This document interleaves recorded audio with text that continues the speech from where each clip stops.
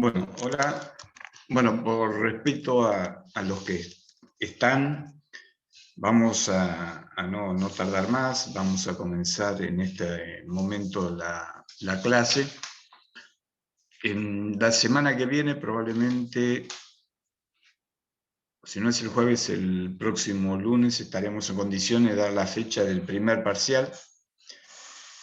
Y bueno, nada, los temas que van a entrar serán hasta lo que ya vamos a llamar el equilibrio en el mercado de bienes. Pero ahora, antes de entrar en lo que es el equilibrio, para estudiar el equilibrio, que vamos a ver si podemos entrar hoy mismo, vamos a completar la cuestión, el tema que habíamos empezado la semana pasada sobre la inflación, y vamos a hacer el desempleo. El desempleo lo vamos a pasar relativamente rápido, si bien es muy importante, pero bueno, digamos que hay otros temas en los cuales nos apura un poco más el programa. De todas maneras van a tener los conocimientos suficientes para saber de qué se trata, básicamente. Pero con el tema de la inflación quería hacer una salvedad, no una salvedad, sino ampliar un poco el concepto que habíamos trabajado en la clase anterior, o que en realidad lo había nombrado o mencionado en la clase anterior, y está referido a la inflación, dentro de las causas de inflación, lo que llamamos la inflación estructural. ¿Por qué le quiero poner un poco de atención a este punto, a este tipo o esta causa de inflación? Porque la inflación estructural es una parte, digamos así, es una causa que han elaborado economistas latinoamericanos, allá por la década de 1960, sí, alrededor de 1960, o en la década de 1960, y que tiene sus fundamentos en unos desequilibrios, digamos así, que tiene el sistema capitalista y que la escuela estructuralista los identificó, y a partir de ahí se producen, a partir de estos desequilibrios se producen los problemas de inflación. Es común, o sea, cuando se habla de inflación estructural, y de hecho yo lo mencioné en la clase pasada, cualquier duda que tengan, por favor, interrumpan y me hacen la consulta, ¿no? Y de hecho yo lo mencioné en la clase pasada, que la inflación se diga, así cuando en las mesas de examen, cuando se dice, bueno, las causas de inflación, inflación de demanda, inflación de costo, inflación estructural, y cuando se explica, el alumno normalmente termina en una explicación muy sencilla que dice, bueno, porque los países tienen problemas estructurales y esos problemas estructurales de la economía provocan desajustes que provocan inflación. No está mal como un concepto general, pero ya a esta altura necesitamos, eso lo podríamos decir en una charla de café tranquilamente, pero nosotros tendríamos que, sobre todo porque es una línea de pensamiento latinoamericana, el cual quiero después aclarar algo con respecto a eso, deberíamos conocer un poco más. Cuando nosotros hablamos, o cuando la escuela estructuralista habla de la inflación estructural, es cierto que se está refiriendo a situaciones o cuestiones problemáticas de la estructura de la economía de un país que provocan desequilibrios. Lo que necesitamos saber es por qué se produce eso, cómo se produce eso. Entonces, la inflación estructural no es solamente decir de que se produce porque hay desequilibrios en la economía, desde el punto de vista estructural, sino por qué se producen esos desequilibrios, cuál es la reacción de los agentes económicos para que se produzcan determinadas situaciones que provocan esos desequilibrios.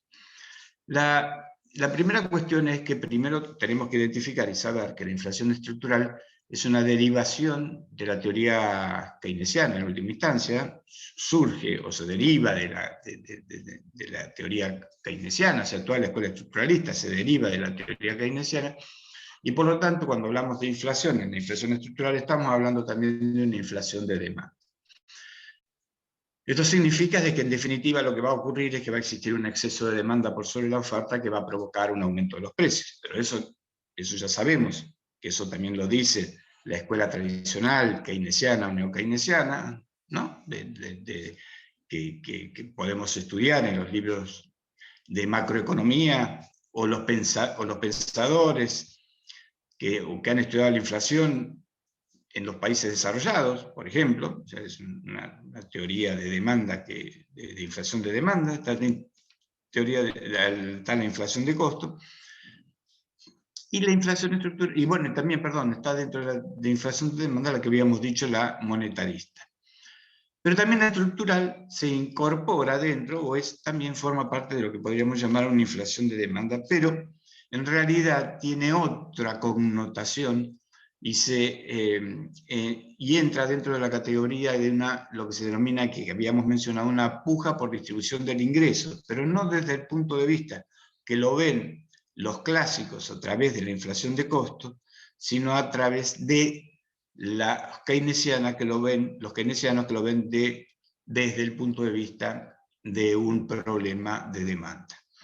¿Y cómo se produce entonces esto? Bueno, vamos a ver. Vamos a suponer de que en un determinado país, fundamentalmente esto, ya les digo, es para los países que fue desarrollado, para países latinoamericanos, y por lo tanto deberían cumplirse ciertos requisitos del subdesarrollo, etcétera, etcétera, que normalmente tienen nuestros países.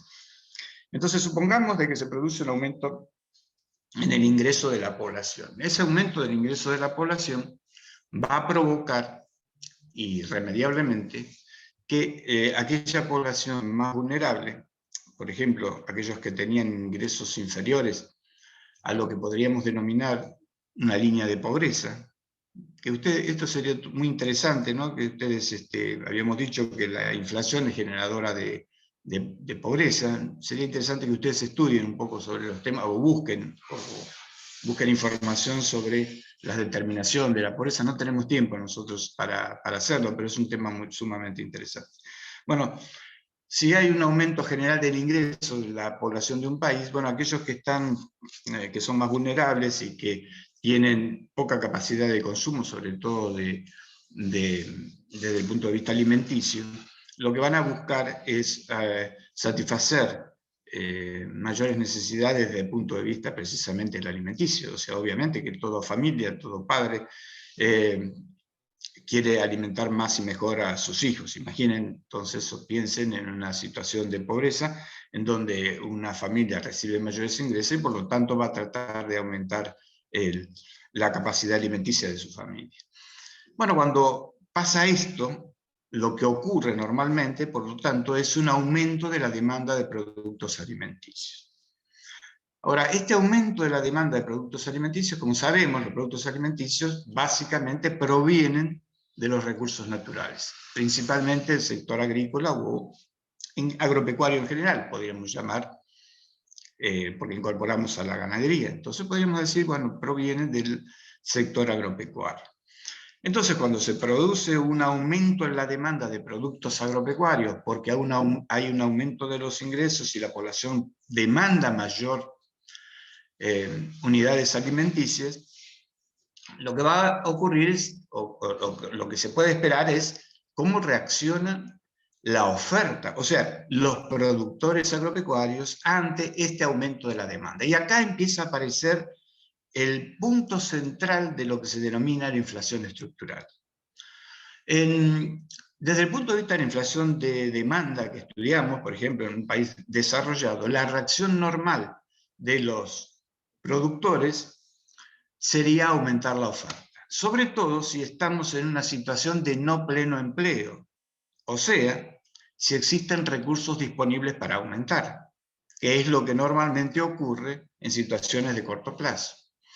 Por lo tanto, en una inflación de demanda normal, lo primero que harían los productores sería aumentar su oferta, porque hay un aumento de la demanda de productos agropecuarios, entonces los productores tratarían de aumentar su oferta. En la inflación estructural aparece acá un problema importante, y es el comportamiento de los productores agropecuarios o el comportamiento de la oferta en general, pues ya vamos a ver que esto es cómo se dispara. ¿Y qué es lo que ocurre? Bueno, que acá los productores tienen dos caminos. Bueno, el primero sería y ya se transformaría en una inflación de demanda keynesiana, tradicional como la que conocemos, sería que los productores incrementen su producción para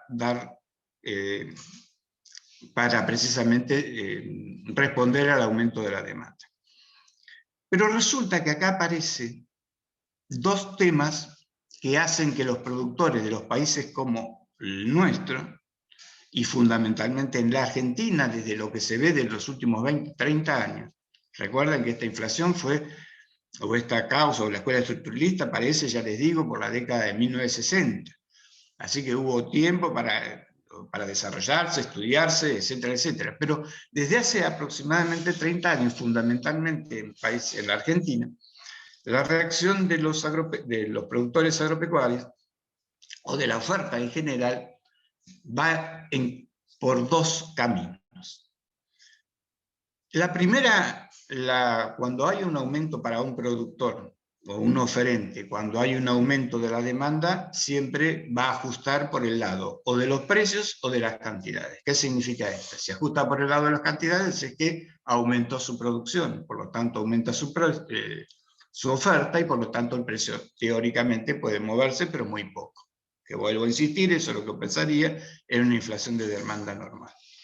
La segunda cuestión, o la segunda cosa que puede hacer, es ajustar vía precios, o sea, no aumentar la producción y el aumento de la demanda se ajusta por el aumento de los precios. Cuando aumentan los precios, la demanda decae. ¿Por qué entonces los productores harían esta segunda o adoptarían este segundo comportamiento? Bueno, primero, porque podría ocurrir, que es normal ya les digo, en la Argentina, en la historia argentina, es que ante un aumento de la demanda de productos alimenticios, la oferta del sector agropecuario no pueda responder porque sus maquinarias, digamos, y todos sus recursos sean obsoletos.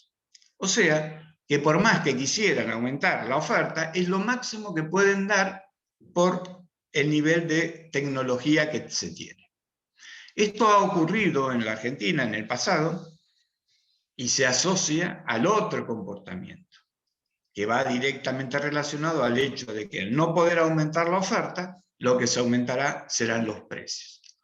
Ahora, podría ocurrir, como también ocurre en la Argentina, muy a menudo, es que todavía existe una disponibilidad importante o una diferencial importante para aumentar la demanda, incorporando nueva tecnología y de esa manera aumentar la oferta. O sea, para suplir o para conformar o para poder satisfacer la demanda, aumentar la oferta incorporando nueva tecnología. Pero acá viene lo que estoy diciendo del tema central. Y el tema central es que, por la experiencia histórica, por la memoria que se tiene y que tienen los productores y los oferentes, de hecho la memoria que tenemos todos nosotros, ustedes todavía son muy jóvenes, pero pronto esta memoria va a ser compartida también por las generaciones de ustedes, van a sentir o sienten de que cada vez que el productor aumentó su inversión para aumentar la oferta, porque tenía un aumento de la demanda y veía como muy importante y muy interesante y muy satisfactorio el hecho de poder aumentar y crecer de esa manera, al poco tiempo alguna crisis económica tiraba por el suelo todo el esfuerzo que se había realizado. O sea, ustedes ya lo vamos a ver, la inversión es una actividad sumamente riesgosa, es una actividad difícil en términos de tomar la decisión de invertir, y por lo tanto, cuando un productor, ya sea una empresa agropecuaria o una empresa de cualquier tipo, o un productor individual agropecuario, decide invertir, tiene que estar muy seguro de lo que está haciendo. Pero cuando empiezan a aparecer las dudas por ejemplo, si ahora yo invierto y me endeudo, porque después vamos a ver más adelante que para invertir normalmente se endeuda la gente, ¿no? Y las empresas. Y me endeudo, y después no puedo pagar lo que el préstamo por el cual he solicitado para comprar esa maquinaria, pierdo la maquinaria, pierdo la producción, pierdo todo. Bueno, este país ha sido muy castigado por ese comportamiento, porque la memoria, como les digo, los obliga. O sea, no estoy ni justificando a uno ni a otro, simplemente estoy diciendo lo que ocurre. Y por lo tanto, los productores agropecuarios y la oferta en general en nuestro país, ante un aumento de la demanda, no se anima, digámoslo así, a aumentar la producción vía el incremento de la inversión. Este es un problema, y por lo tanto, al no aumentar la producción, porque no aumenta la inversión, lo que no aumenta es la oferta, y por lo tanto, lo que aumentan sí o sí, ante esa mayor demanda, es un aumento de los precios. Entonces, esa es una de las cuestiones. La segunda viene dado porque el productor. Entonces tenemos, las dos cuestiones básicamente. La primera es que ante un aumento de la demanda de productos alimenticios, el productor agropecuario se encuentra con que está con sus maquinarias obsoletas y no puede dar respuesta al aumento de la demanda y por lo tanto aumentan los precios. Es un problema estructural. ¿Por qué llegamos a la situación en que el productor no puede acompañar el aumento de la demanda a través de nuevas inversiones? Bueno, no puede hacerlo porque evidentemente tiene algunos desequilibrios en los cuales le produce que se haya quedado con maquinaria obsoleta y por lo tanto con una oferta totalmente inflexible ante los aumentos de la demanda. Y la segunda es que los productores, pudiendo hacer eso, aumentar la oferta, porque pueden aumentar la producción incorporando nueva tecnología, no lo hagan por temor a lo que puede pasar en el futuro. Y por lo tanto prefieren aumentar los precios. Estas son las dos respuestas que se dan en una inflación estructural y lo que configura en definitiva lo que llamamos una inflación estructural. Por lo tanto, cuando se habla cuando ustedes hablen de inflación estructural, sobre todo en los exámenes finales, no les pido que por favor no digan solamente que hay porque problemas estructurales de la economía, sino cómo es el comportamiento de los oferentes, porque viene por ese lado fundamentalmente, que hace que se produzcan estos problemas estructurales. Y de hecho, al producirse estos problemas estructurales se producen estos cuestión de aumento de los precios y por lo tanto de inflación. Así que bueno, con esto quería cerrar un poco. Díganme si está un poco explicado en las notas de cátedra, pero quiero que... ¿Y por qué hice énfasis en eso? Y porque normalmente los alumnos por ahí no le prestan demasiada atención a las notas de cátedra y no estudian bien esa parte de inflación estructural. Si hay alguna duda o quieran hacer alguna pregunta, digamos que este es el momento. Sobre todo los temas de inflación, porque ya cerramos ya con el tema de inflación. Si no es así, vamos a continuar. Profe, Sí, usted dígame. nombró el desempleo. ¿Eso entraría en el final? Todo lo que se da en la pobreza, puede ser. Ah, la pobreza. Estás hablando de la pobreza. No.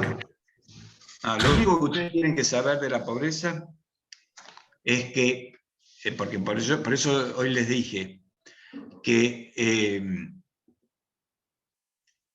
por eso hoy les decía que la pobreza es un tema muy interesante, pobreza, desigualdad y todas esas cuestiones. Es un tema muy interesante que nosotros no vamos a poder profundizar, lamentablemente.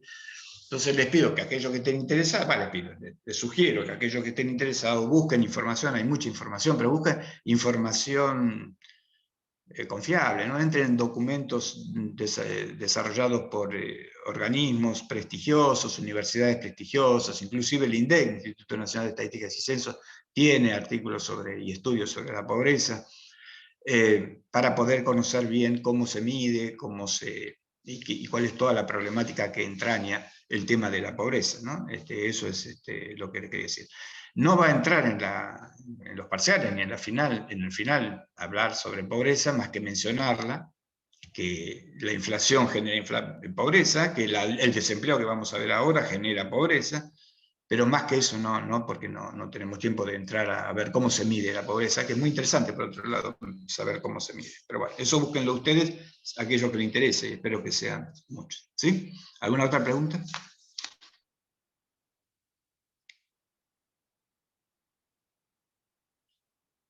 ¿Podemos continuar entonces?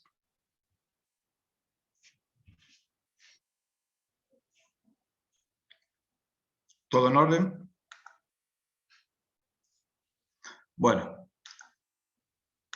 ahora lo que vamos a entrar es en el último aspecto, el último punto sobre la economía descriptiva, que le llamamos o incorporamos estos aspectos, porque en realidad lo que estamos hablando de la inflación y del desempleo son aspectos teóricos, pero lo incorporamos dentro de lo que es la economía descriptiva porque lo que se hace son indicadores sobre inflación, que ustedes ya lo saben, que el principal es el índice de precios al consumidor.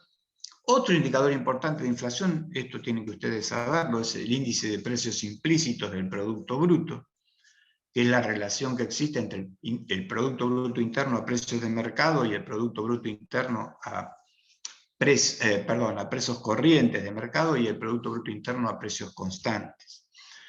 Ese es un indicador muy importante que sobre todo lo utilizan mucho países como Estados Unidos y algunos países desarrollados.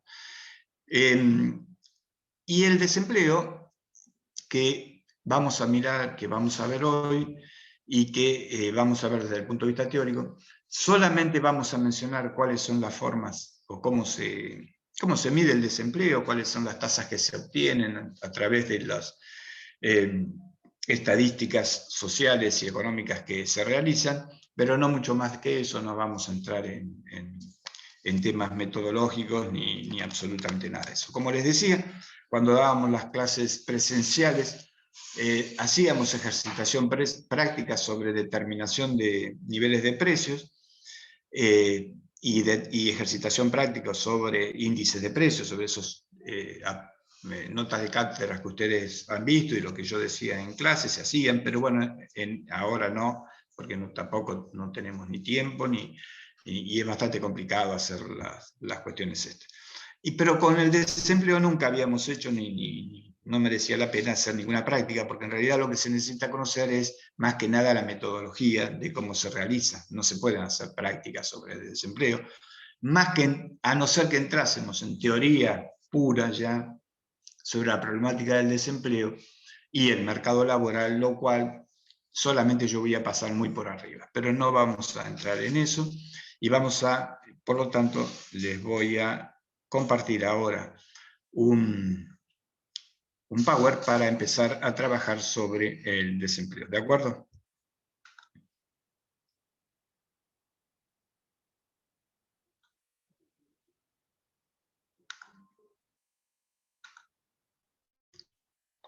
Bueno. Espero que lo ven.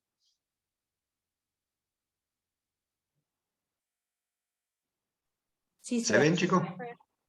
¿Sí? Bueno, vamos a ver. Bueno, acá se van a aparecer todas estas flechitas y toda esta historia, pero vamos a ver, cuando en economía se habla de desempleo, en realidad se habla del desempleo de todos o algunos de los factores de producción. Y como sabemos, los factores de producción son la tierra, el trabajo, el capital y la capacidad empresaria. O sea, hablar de desempleo en forma genérica en economía implica el concepto de desempleo en alguno o en todos los factores de producción. Pero resulta que desde el punto de vista de la economía descriptiva, el más importante, por supuesto, va a ser aquel que se produce en el factor de producción trabajo. ¿Por qué? Porque afecta directamente a las familias. Y por lo tanto, si afecta a las familias, lo que va es directamente a condicionar y afectar los niveles de vida de la población. El estudio principal lo vamos a centrar, y en la economía descriptiva se centra en lo que decíamos en el factor trabajo. Y es, como habíamos dicho ya desde un principio, uno de los problemas más importantes que estudia la macroeconomía. El desempleo, el problema del desempleo, no está totalmente resuelto, como habíamos dicho, en los países desarrollados, como habíamos dicho con el tema de la inflación, donde son muy pocos los países que tienen procesos inflacionarios importantes. En los países desarrollados no hay inflación en estos momentos, por lo menos, desde hace ya muchos años.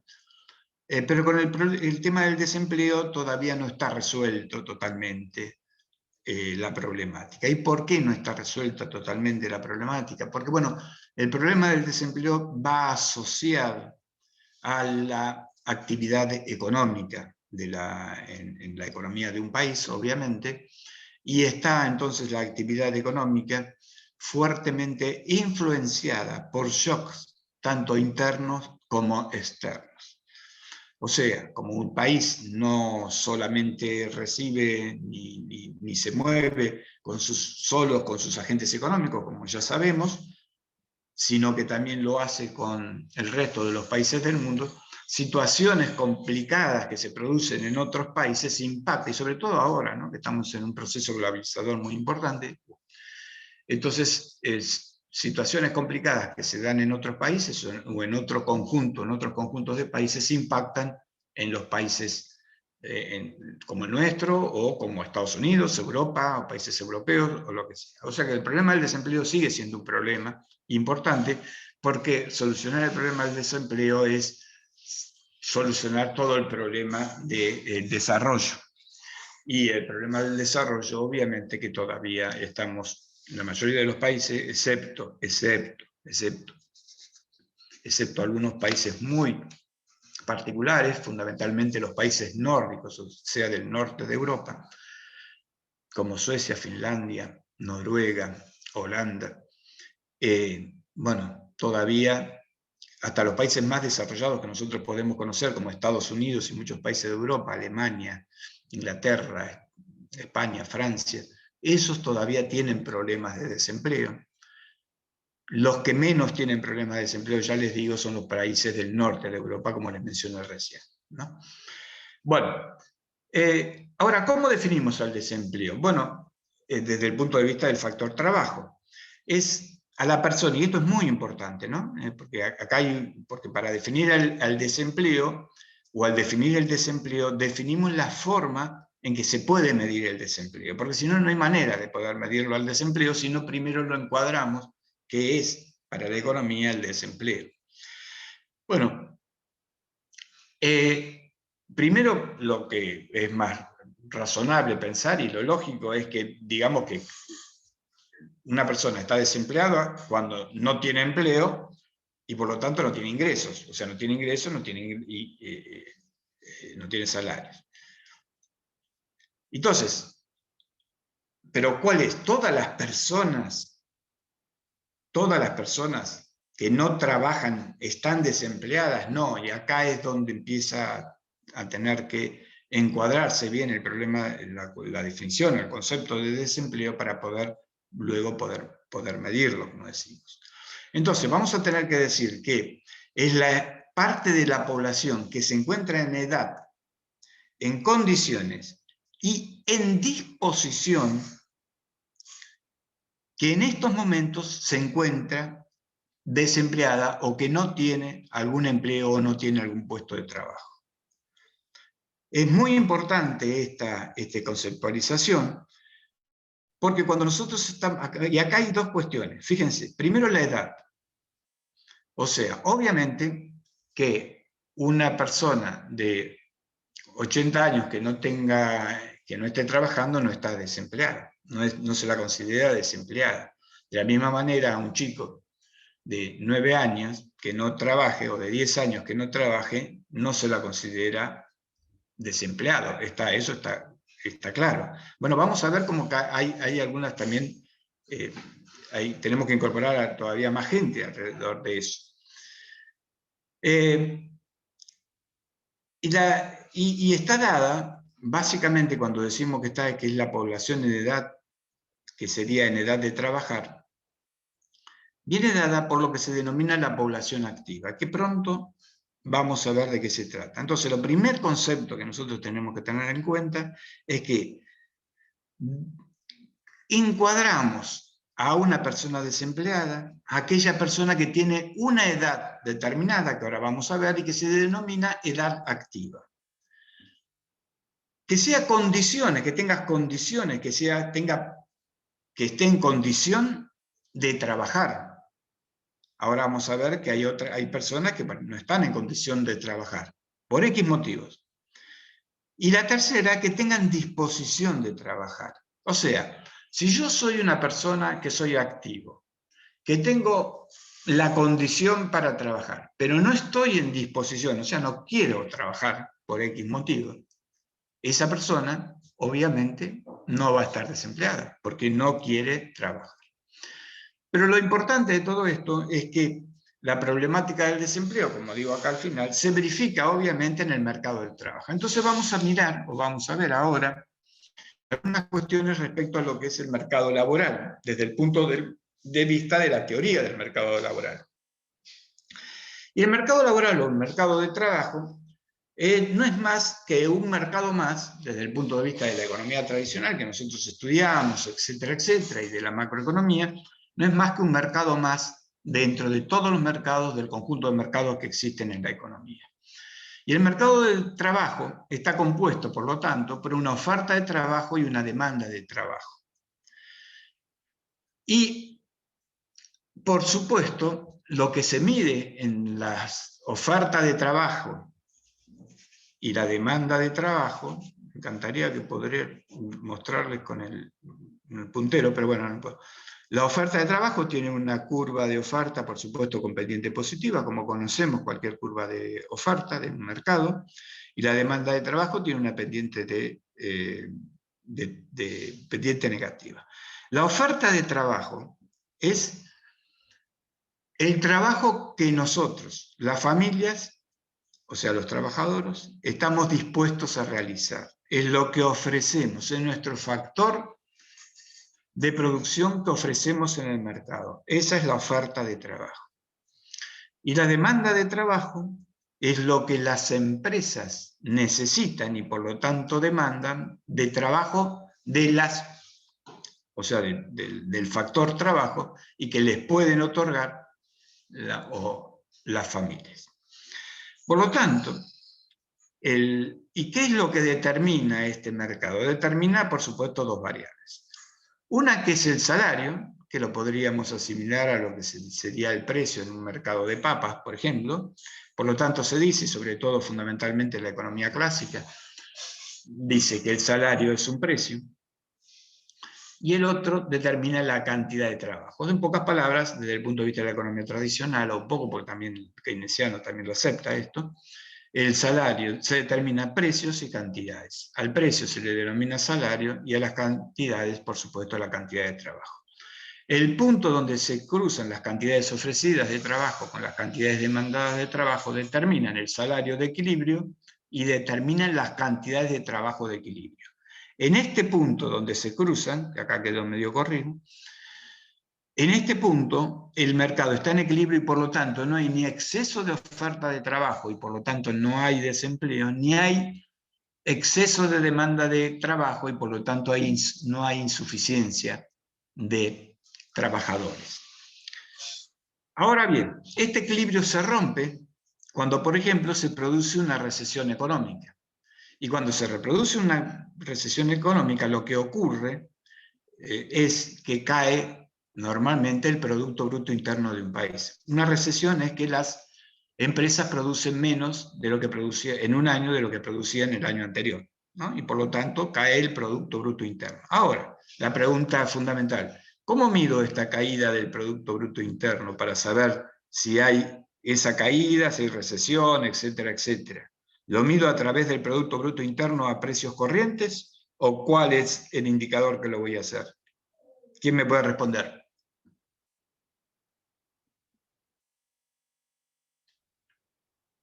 ¿Están ahí o estoy hablando solo?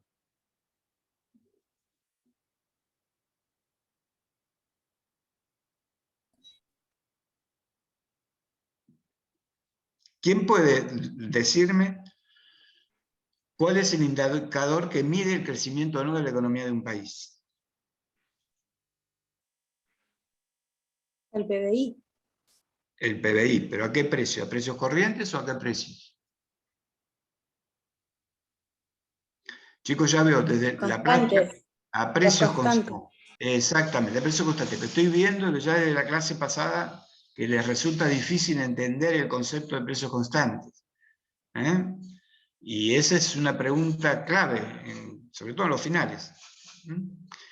Bueno, entonces esta caída del PBI se mide, este PBI se mide a precios constantes para saber que hubo una caída. Bueno, cuando se produce una recesión y por lo tanto una caída del PBI, que lo medimos a través de los precios constantes, las empresas demandarán menos cantidad de trabajadores. ¿Por qué? Y porque lo que va a ocurrir es que va a haber menos demanda de sus productos. Por lo tanto, van a dejar de producir. Cuando dejan de producir las empresas, o producen menos, reducen su demanda de trabajo. Por lo Profe, tanto, sí, ahí señorita. donde usted puso oferta de trabajo, ¿podríamos poner igual la S que simbolice la oferta? Sí, podrían ponerlo, pero tendrían que ponerle la S con la O, perdón, con la L, para Ah, saber que sí, hay sí, sí. trabajo. ¿Eh? Gracias. Está bien, el tema de la nomenclatura que utilicen, en tanto en cuanto sepan de qué se trata, no hay problema, ¿no? Pero tienen que saber de qué se tratan de eso. Sí, ¿De claro, es acuerdo? para no confundirme, porque en economía uno usamos la S y si ya veo que pongo la O y no sé de qué es. Ponerle la S, no hay ningún problema, o ponerle O, oferta igual a la O y a la S, no hay problema. Bueno, si hay esa recesión, la curva de demanda, que también le puede... ¿Qué utilizaban con la D? Ahí utilizaban la D en Economía 1, en demanda, ¿no es cierto? Sí, sí. Sí. Bueno, por lo tanto la curva de demanda se desplaza hacia la izquierda, o sea, cae. Bueno, fíjense ustedes que si se mantienen los precios constantes, ¿y por qué no podrían no mantenerse los precios constantes?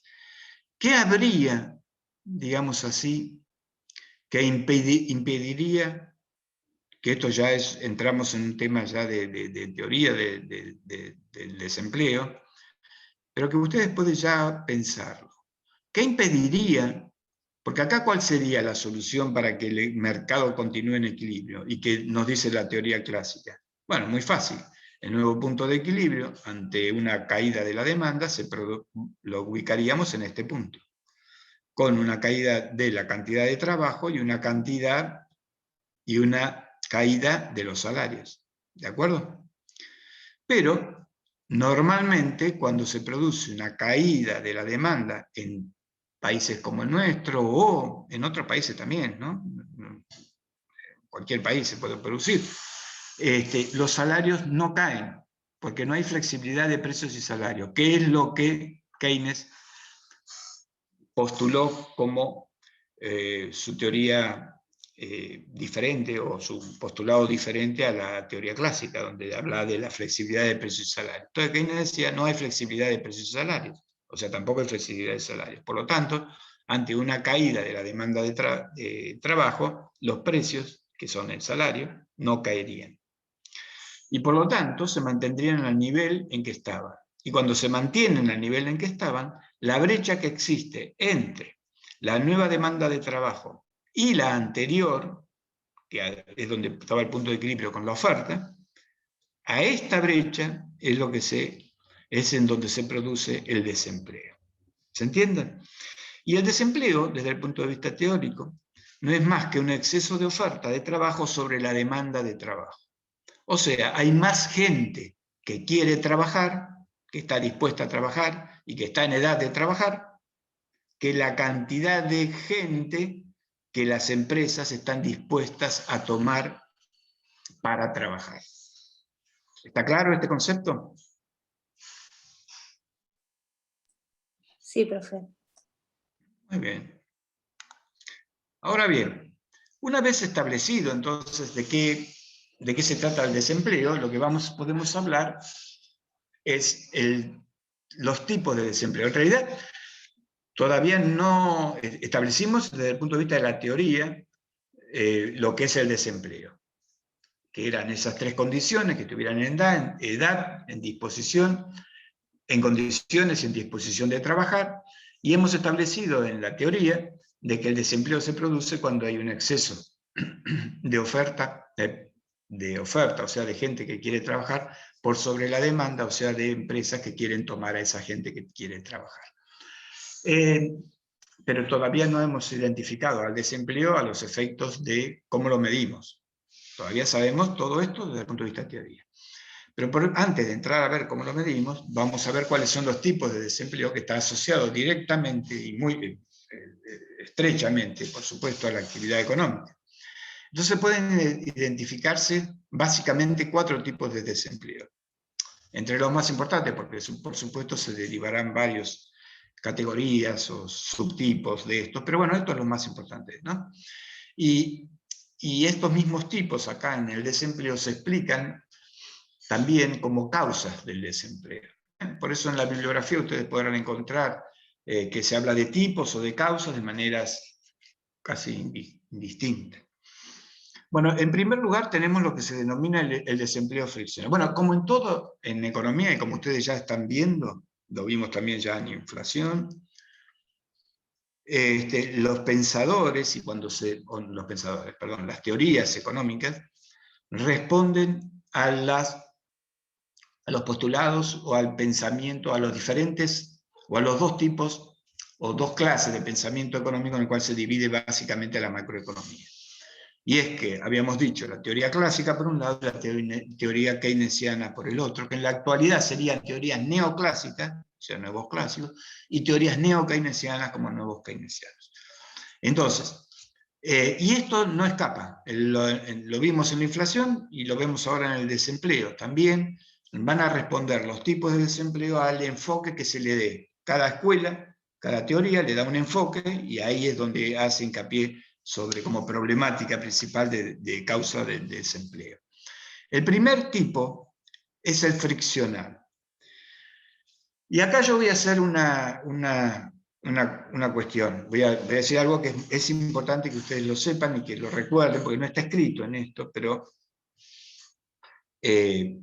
sí lo tendrían que decir en los exámenes finales.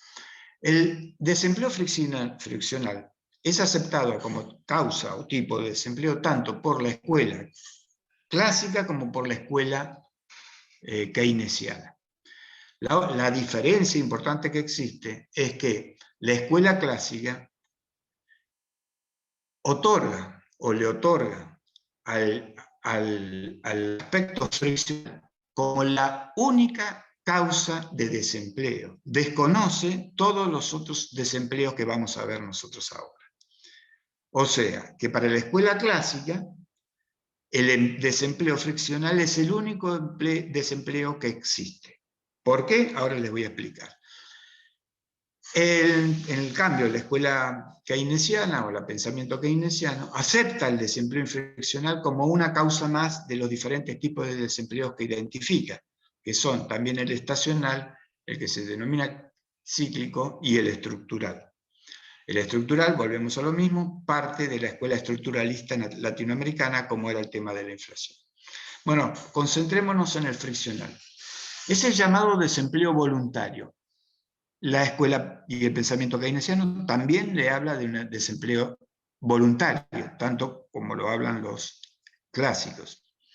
¿Y cuál es la característica? Que los trabajadores buscan, por ejemplo, se da el desempleo friccional cuando los trabajadores buscan cambiar de empleo, por ejemplo, porque quieren renovarse, porque quieren progresar, porque tienen mayores oportunidades, etcétera, etcétera, o cuando existen, o cuando año a año se incorporan nuevos jóvenes al mercado laboral.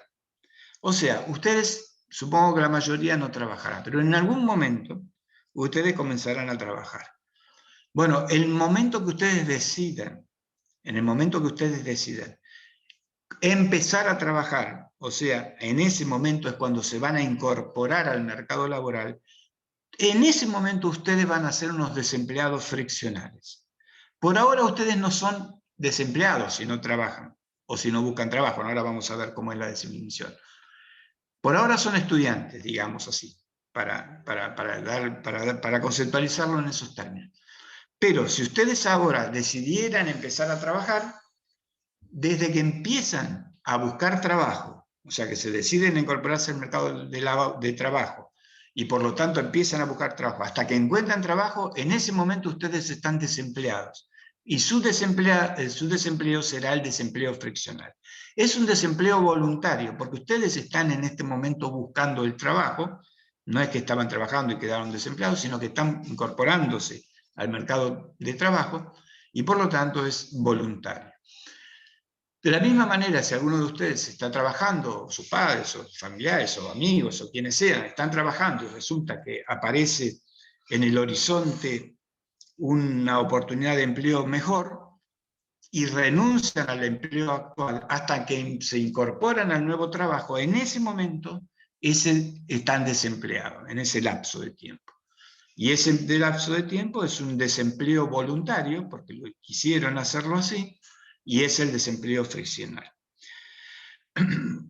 Y se lo considera un problema, perdón, un desempleo temporario, obviamente, y por lo tanto no se lo considera un problema económico. ¿Por qué los economistas clásicos a este es el único desempleo que reconocen como causa del desempleo? Porque para la economía clásica, el ajuste de la economía, y ya vamos a estudiar, ¿no? Pero la economía en su conjunto alcanza su equilibrio a través de los principios básicos de la economía clásica, como son, como dijimos antes, la flexibilidad de precios y salarios, los estabilizadores automáticos, etcétera, etcétera, esto que ustedes mismos habrán estudiado en los mercados de competencia perfecta. Lo que Keynes demostró fue que esos mercados de competencia perfecta no existen y por lo tanto hay desequilibrios y hay desajustes. Y por lo tanto de ahí surgen los otros causas o tipos de desempleos.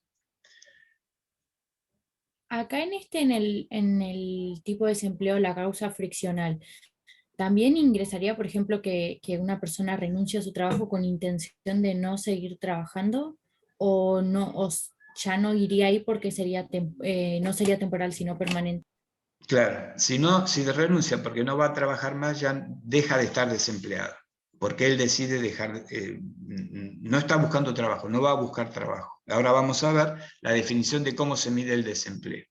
Acordate que habíamos dicho que desde el punto de vista teórico teníamos que esté en edad, que sea la edad activa, ahora vamos a ver cuál es esa edad activa, que esté en condiciones, o sea, que esté en condiciones de buscar trabajo o de trabajar, y que tenga disposición. Esto de la disposición es muy importante. Si yo estoy trabajando y dejo de trabajar porque no quiero trabajar, porque quiero vivir de renta, porque me cansó el trabajo, porque quiero disfrutar de la vida, porque soy millonario, por lo que sea, eso no es desempleo. ¿De acuerdo? Porque no quiero trabajar.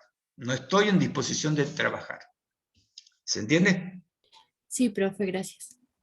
De nada. Bueno, el otro que establece, identifica la teoría keynesiana, es el estacional.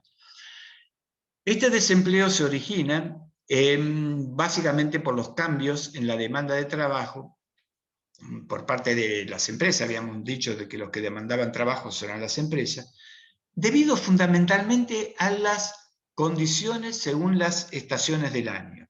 O sea, las condiciones de la actividad económica según las temporadas del año. Y otros factores que se pueden dar desde el punto de vista estacional. Se lo conoce mayormente en ciertas actividades, básicamente de los recursos naturales, como puede ser la agricultura, la pesca, y aparecen servicios como el turismo y otros, ¿no es así? Que pueden ser, por ejemplo, determinadas modas, y que son temporales, y que por eso provocan bajas en determinada rama de actividad económica. En el turismo, por ejemplo, hay temporadas altas y temporadas bajas. La temporada alta es donde mayor actividad turística hay, y por lo tanto, si hay mayor actividad turística, por ejemplo, el invierno en Esquel, porque está la temporada alta de esquí. Entonces aumenta el empleo y baja el desempleo en Esquel, por que las personas se emplean más en ese tipo de actividades. Pero cuando pasa la temporada de alta y entra en la temporada baja, aparece el desempleo, y ese desempleo se denomina estacional. ¿Por qué? Porque, bueno, cuando baja la temporada, ya las empresas, si tenían empleadas a 20 o a 10, qué sé yo, guías de turismo, bajan a 2, porque no tienen, es mucho menor la actividad económica en ese tipo de actividad. Con respecto, por ejemplo, a las actividades primarias de los recursos naturales, como la agricultura, la pesca, piensen, por ejemplo, en la pesca se da mucho, por ejemplo, en el tema de la temporada alta o baja de determinados, por los ciclos, biológicos de los peces, ¿no? Entonces, por ejemplo, hay un ciclo biológico que provoca que en verano aparezca mucha cantidad de merluza, entonces aumenta fuerte la cantidad de pesca, de la pesca, y en invierno disminuye la cantidad disponible de merluza y por lo tanto disminuye mucho la actividad pesquera. Con el langostino pasa lo mismo, aunque se van alternando biológicamente, eso es otro tema, bueno, pero no importa. Pero el tema está de que el desempleo estacional está asociado con las estaciones del año, básicamente. Por ejemplo, hay desempleo estacional en el sector o agrícola fuera de la época de temporada alta, por ejemplo, de los recolectores de cerezas, acá en el valle.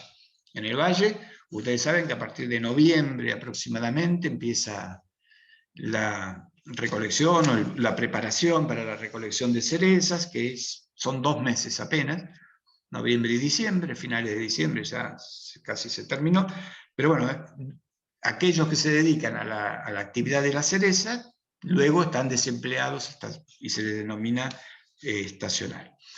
En general, este desempleo estacional, los trabajadores van siguiendo las estaciones del año según la actividad económica, sobre todo agropecuaria, ¿no?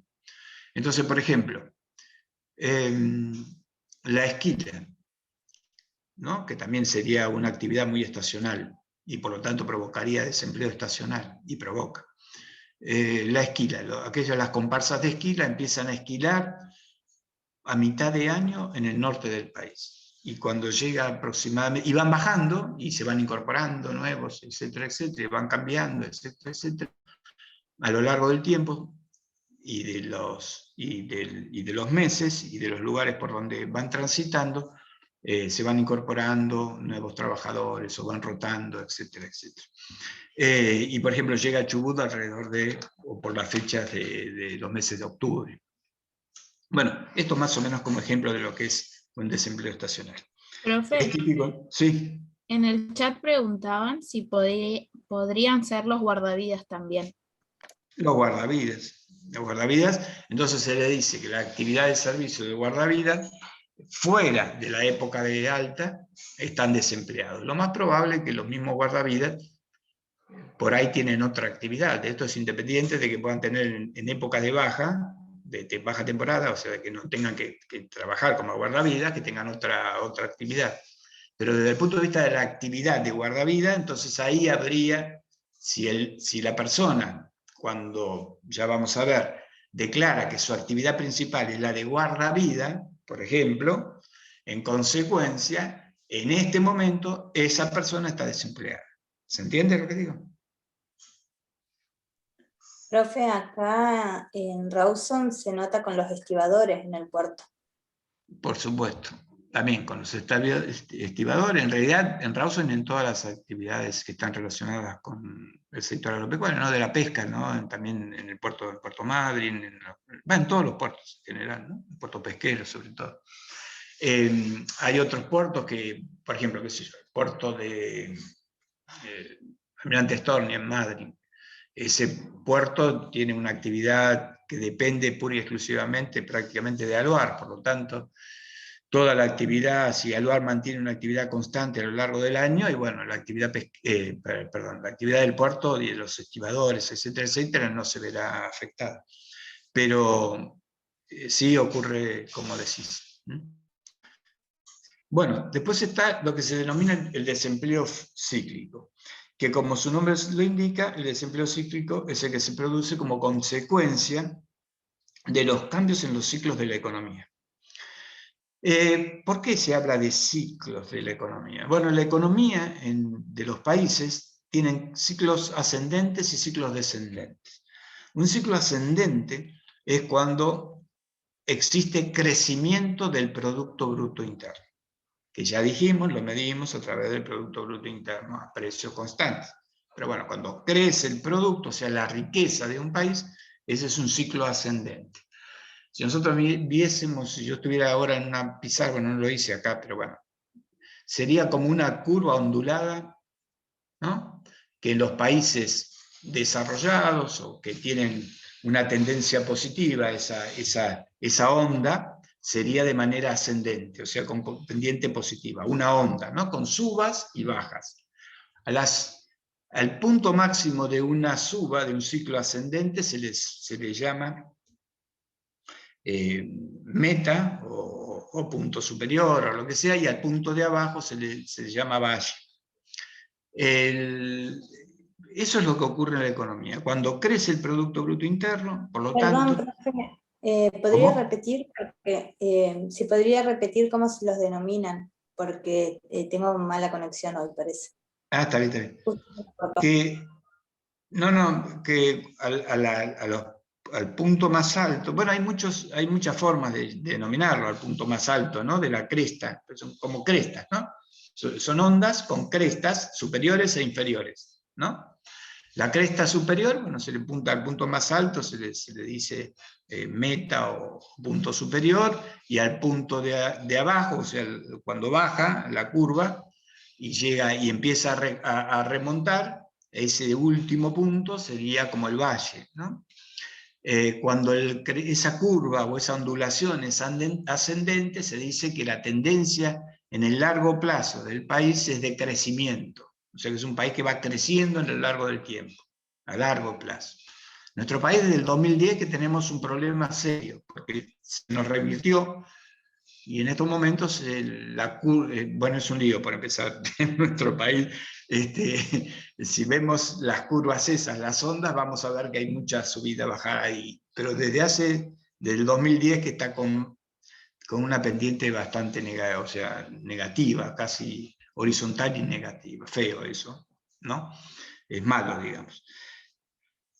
Bueno, independientemente de eso, lo importante que ustedes tienen que saber es que cuando el Producto Bruto Interno sube, el desempleo disminuye, porque hay mayor actividad económica. Cuando el Producto Bruto Interno baja, cae, el desempleo aumenta. O sea, hay una relación inversa entre el crecimiento y el desempleo. ¿Está claro? Ahora bien, esta relación inversa es muy interesante porque tiene un nombre. Esa relación inversa se denomina ley de Occam. Y la ley de Occam es O-K-U-N, así se llama. Se los menciono para que tengan idea por la duda si leen la bibliografía, porque aparece.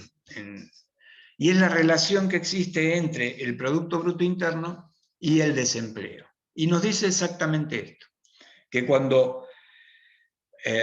primero que hay una relación inversa, que cuando aumenta el crecimiento, y por lo tanto aumenta el Producto Bruto Interno, el desempleo disminuye, cosa que es lógica, porque cuando aumenta el Producto Bruto Interno significa de que hay mayor cantidad de producción, por lo tanto las fábricas están produciendo más, los recursos naturales se están produciendo en mayor cantidad, y por lo tanto hay más gente empleada.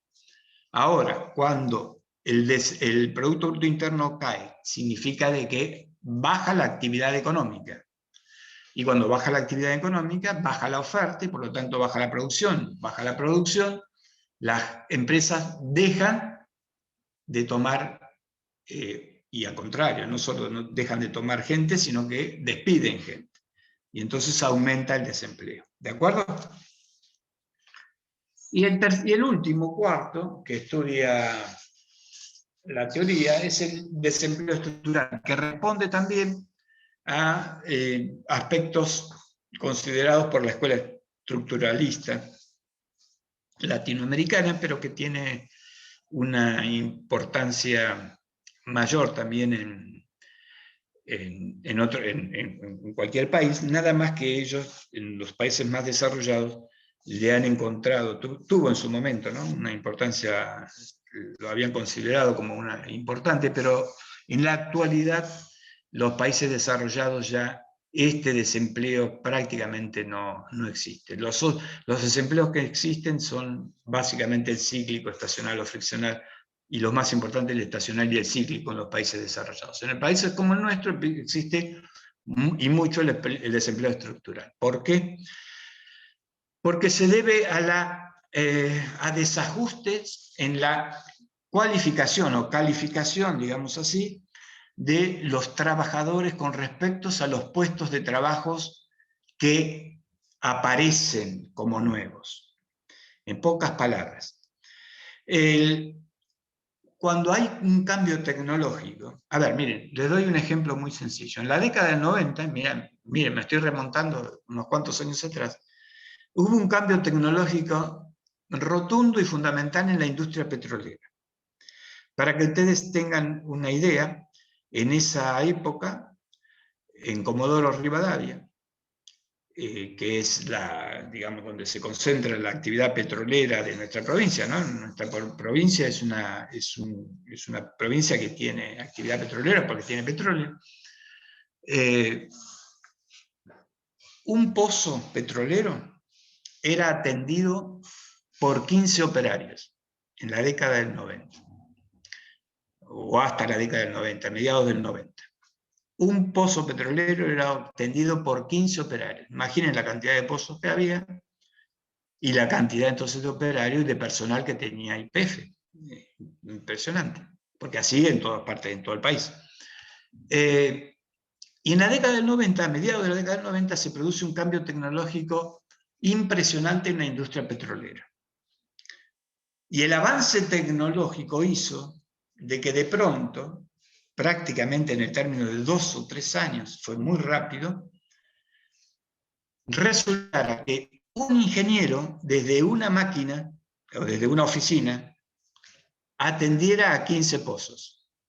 ¿Qué pasó con los 15 operarios que iban a los campos a atender cuando se rompía lo que se llaman las cigüeñas, ¿no es cierto?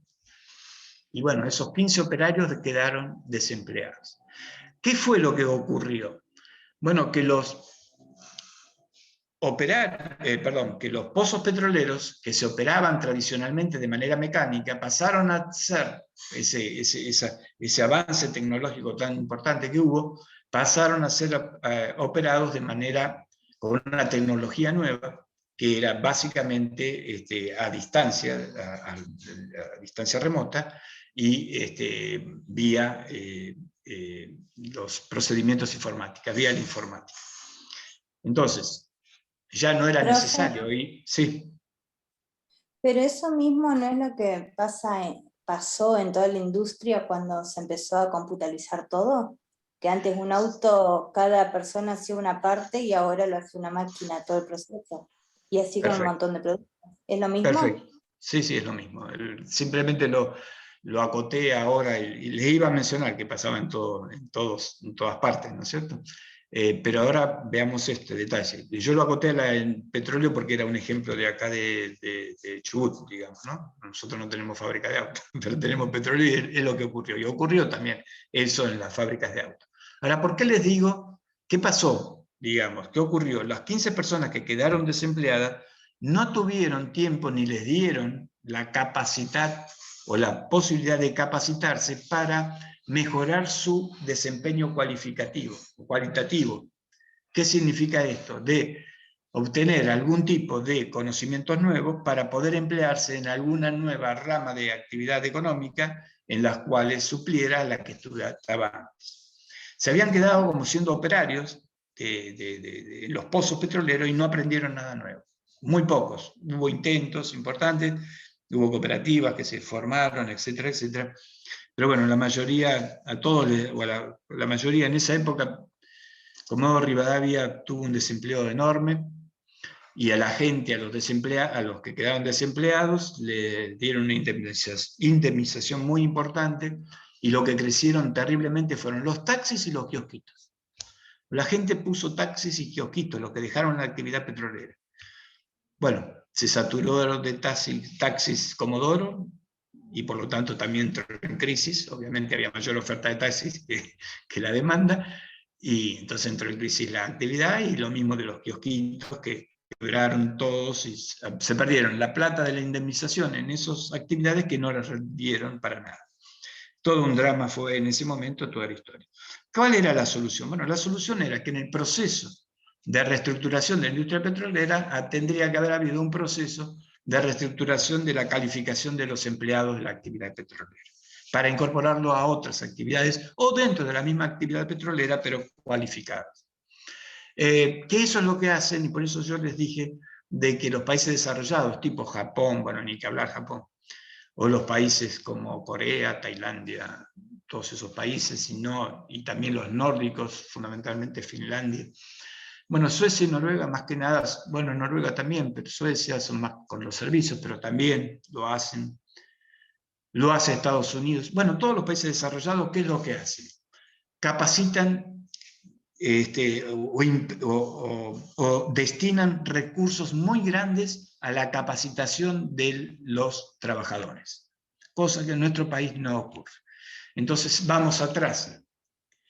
Cuando una máquina reemplaza a un obrero, ese obrero se encuentra sin la posibilidad de incorporarse a una otra actividad que seguramente le va a pedir un requerimiento calificativo o de capacitación más importante, y no tiene la posibilidad porque no puede, porque no fue capacitado. Bueno, eso es básicamente el problema que tenemos y que identifica el desempleo estructural. Como resumen, podríamos decir que el trabajador no se califica a la par de los avances tecnológicos. Bueno, ahora veamos y entremos ya definitivamente al cómo medimos el desempleo. Y acá vienen algunas definiciones que son importantes. Por empezar, el desempleo se mide a través de una encuesta. En todos los países del mundo, en la mayoría de los países del mundo. La encuesta se llama encuesta permanente de hogares, se hace durante todo el año, se obtienen datos de manera trimestral, y de esa encuesta se obtienen aquellos datos. En realidad es un relevamiento, primero que es un programa nacional, ¿no? Se hace a nivel de todo el país, es sistemático, es permanente, y se obtienen indicadores sociales y económicos, y lo lleva adelante el INDEC. Dentro de estos indicadores, que se obtienen regularmente, o sea, trimestralmente, son los datos que son los datos oficiales, ¿no? De empleo, de desempleo, y ya vamos a ver, de desempleo o desocupación, subocupación, y también de pobreza. Y acá hay una relación con el índice de precios al consumidor, porque para medir la pobreza a través de esta encuesta también se obtienen datos o se cruzan con lo que hace el índice de precios al consumidor. Lo importante es que se hacen 31 aglomerados urbanos del país, es una encuesta urbana, no es rural. Como les decía, se hace trimestralmente, por lo tanto se está relevando todo el tiempo. Se hace, en la provincia de Chubut se hacen en 2 aglomerados. Uno, el original, el primero fue Comodoro Rivadavia Radatili, se lo considera a un aglomerado a Comodoro Rivadavia Radatili, y el otro aglomerado es el de Rawson Trelew, que se lo considera también un segundo aglomerado. En esos 2 aglomerados entonces tenemos 4 localidades que se determinan o que se hace el relevamiento. Los datos que se obtienen son para el aglomerado en su conjunto. No podemos sacar datos porque la muestra es muy chica, no se pueden sacar datos para Rawson independiente de Trelew, ni a Comodoro independiente de Radatili. Se los toma en conjunto. Y también hay un par de operativos anuales que se realizan en la mayoría de las localidades de más de 5.000 habitantes. Pero ahí también la muestra solo permite obtener un dato provincial. Bueno, esos son pequeños detalles para que tengan conocimiento de cómo se hace en la provincia, bueno, en el país y en la provincia en particular. En la actualidad, bueno, por el tema del COVID y toda esta historia, se estará haciendo de manera remota, ¿no? Pero bueno, eso es otro tema. Bueno, vamos a ver cuáles son los principales conceptos para medir el desempleo. Primero, la población activa. La población activa es la suma de las personas que están en edad de trabajar. Se las considera en general en el intervalo de 15 a 65 años, pero ya en muchos casos se está ampliando, y de hecho se pregunta ya, desde los 12 años para captar el trabajo infantil, y se lleva hasta los 70 años por el aumento de los adultos mayores en el mercado de trabajo. Así que bueno, esa es la edad activa. O sea, las personas que están en edad de trabajar. ¿Recuerdan cuando dijimos antes el concepto teórico del desempleo? Que estuvieran en edad. Bueno, la edad es la edad activa, y esta es la edad activa. La población inactiva es el conjunto de personas que no tienen trabajo ni lo buscan activamente, y esto es básico. Personas que no tienen trabajo ni lo buscan activamente. O sea, y acá ya nos están diciendo algo, para ser considerado desempleado tendremos que estar buscando el trabajo activamente. Por ejemplo, vamos a ver, ustedes son personas activas porque están en edad de trabajar, pero son inactivos porque no, la mayoría, no digo todo, un ejemplo, ¿no? Los estudiantes, los que se dedican solamente a estudiar, porque no están buscando activamente el trabajo. Dentro de esta categorización aparece un concepto sumamente importante que es la que se denomina población económicamente activa. Y esta población económicamente activa, o sea, ustedes lo que no serían una población económicamente activa, porque sería una población inactiva, los que no trabajan, me refiero. Bueno, esta población económicamente activa la integran las personas que tienen una ocupación o que sin tenerla la están buscando, pero la están buscando activamente. Por lo tanto, está compuesta por la población ocupada, todos aquellos que trabajan, más la población desocupada, o sea, aquellos que están buscando un empleo. Pero lo están buscando activamente, están en posición de y en condición de. Y la población ocupada es el conjunto de personas que tienen por lo menos una ocupación, es decir, que en la semana de referencia han trabajado mínimo 1 hora en una actividad económica. Bueno, esto es un concepto muy cuestionado, pero es un concepto que está establecido a nivel internacional por Naciones Unidas para hacer comparable los datos de desocupación entre los diferentes países. Pero bueno, solamente ustedes tienen que saber que la población ocupada son los que tienen una ocupación y que por lo menos han trabajado como mínimo 1 hora en alguna actividad económica. Por ejemplo, lo que decíamos de los guardavidas. Bueno, los guardavidas les preguntan, ¿cuál es la actividad principal? Guardavidas. ¿Trabajó en las últimas semanas, aunque sea 1 hora? No. Bueno, ahí ya no es una población ocupada. Y ya vos a ver, pasa a ser una población desocupada. Porque le van a preguntar a continuación, ¿está buscando activamente trabajo? Y si contesta que sí, que está buscando trabajo, pasará a ser una persona desocupada. Y vamos a ver entonces esa cuestión. La población desocupada son las personas que no teniendo una ocupación están buscando activamente trabajo y están disponibles para trabajar. O sea, y están disponibles, están en disposición para trabajar. Porque están buscando activamente trabajo. Esta población desocupada son digamos así, la tasa principal que determina esta encuesta y el indicador principal del mercado laboral.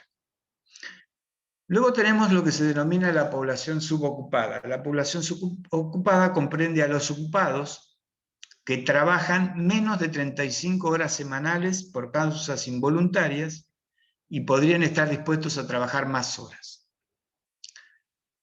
Un ejemplo clásico en la provincia de Chubut. Todos los empleados públicos son subocupados.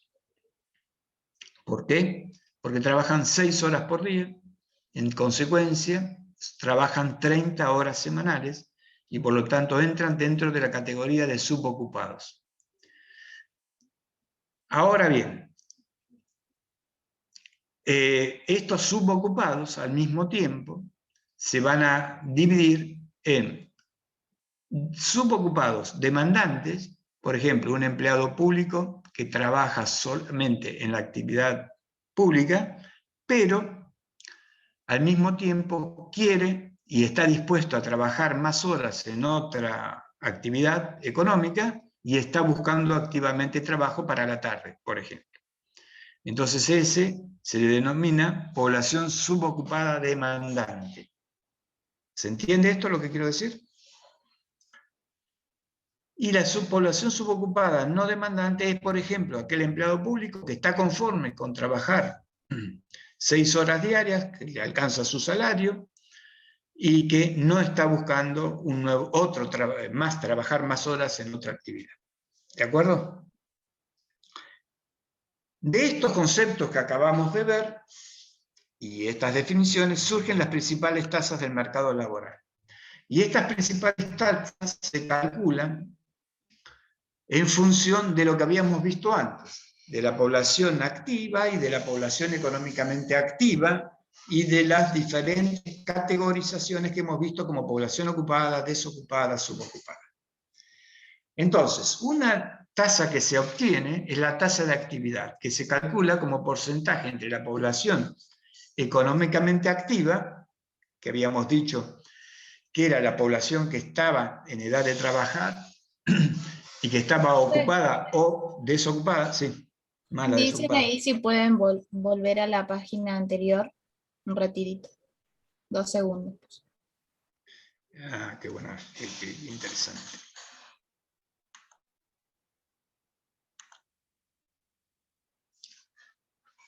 Profe, Sí. ¿este Power lo van a subir? A ver, vamos a ver como le decimos siempre. Los powers se pasan a PDF y todos se suben. De hecho, Bueno, disculpe. ahora siempre yo termino las clases y habilito los PDF. Sí, ¿qué me consulta que quieren hacerme con este?